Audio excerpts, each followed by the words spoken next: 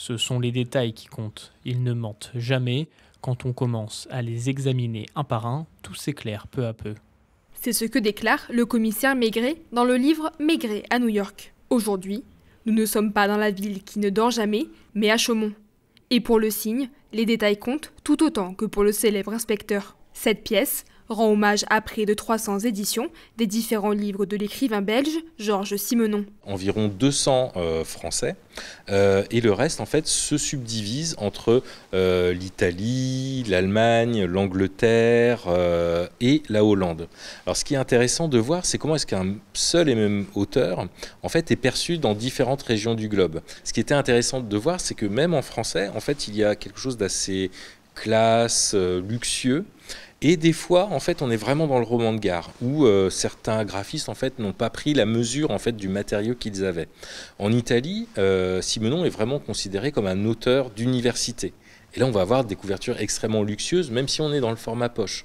En Hollande, c'est peut-être là où il y a les plus beaux trésors, dessinés par Dick Bruna. Monté par Élodie Boyer, Pierre-Yves Cachard et Bernd Hilpert, l'exposition a pour but de présenter les œuvres de l'homme aux 700 millions de livres vendus dans le monde, mais cette fois-ci à travers le prisme du graphisme.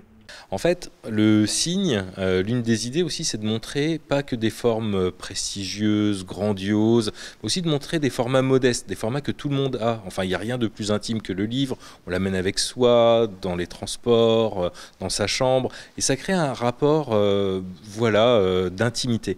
Nous, ce que l'on aime bien, c'est aussi de montrer aux gens, par l'exposition, qu'ils ont sûrement des trésors chez eux, et qu'ils peuvent les exposer et les montrer. C'est une exposition qui n'a pas beaucoup de texte, juste le minimum, parce que là, pour une fois, c'est de rentrer par l'œuvre d'art, par ce que l'on voit et ce que l'on ressent. Chaque livre a son petit quelque chose, ce détail qui fascine et fait replonger les visiteurs dans le monde humain et intimiste du commissaire Jules Maigret.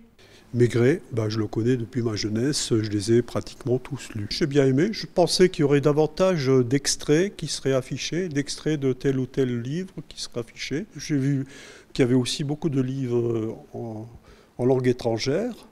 J'ai notamment vu le chien jaune en italien.